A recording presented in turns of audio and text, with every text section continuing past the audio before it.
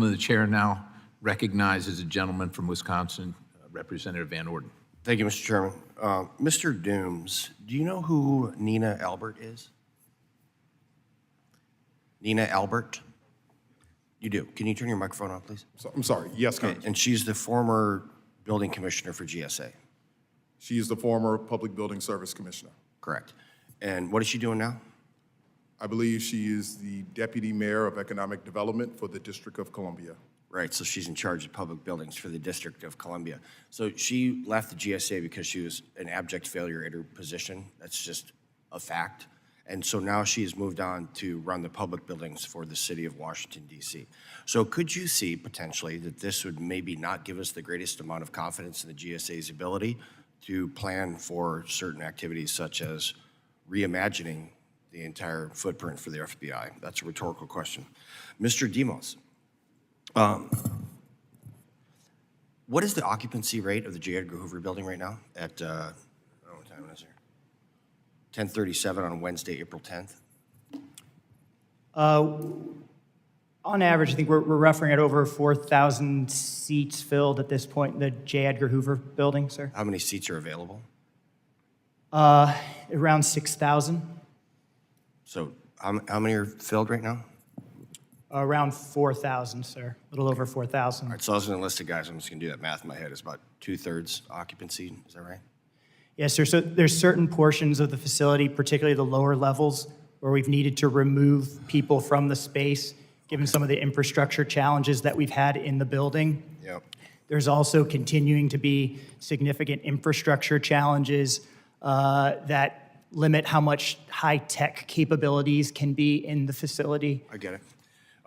Okay, so you said the FBI's mission is to your operational spaces, conduct joint operations, federal, state, and local stuff. You're doing joint counterterrorism, cyber, protecting the seats of the streets.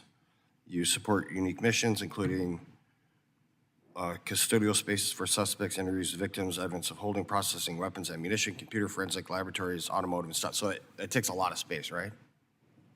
It does, sir. Okay.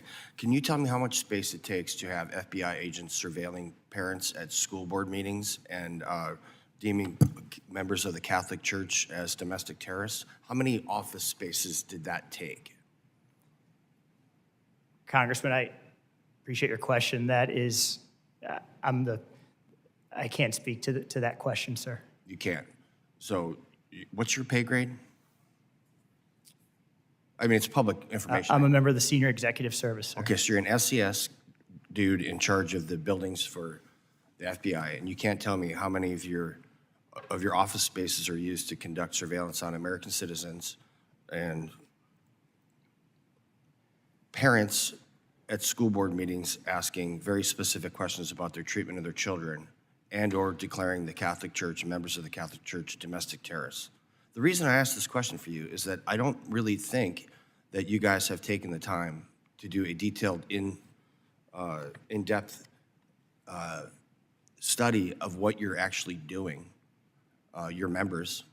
And so if I take that to be true, which it is, then I don't think you can sit here and tell us how much space you actually need.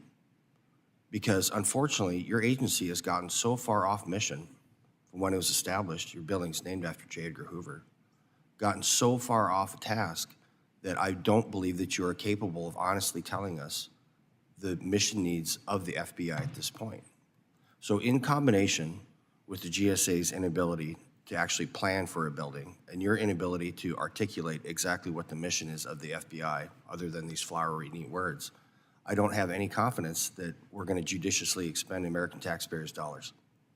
And let me be straight with you. One of my best friends in the world is a former FBI agent who I deployed with in combat to Afghanistan, and I would do anything for that man. I protected his life specifically, and so I have great reverence for the former institution of the FBI.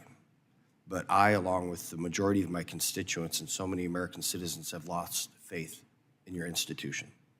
And for you two to sit here and ask for billions and billions and billions of dollars without being able to articulate why you need it is just another symptom of a broken institution. With that, I yield back.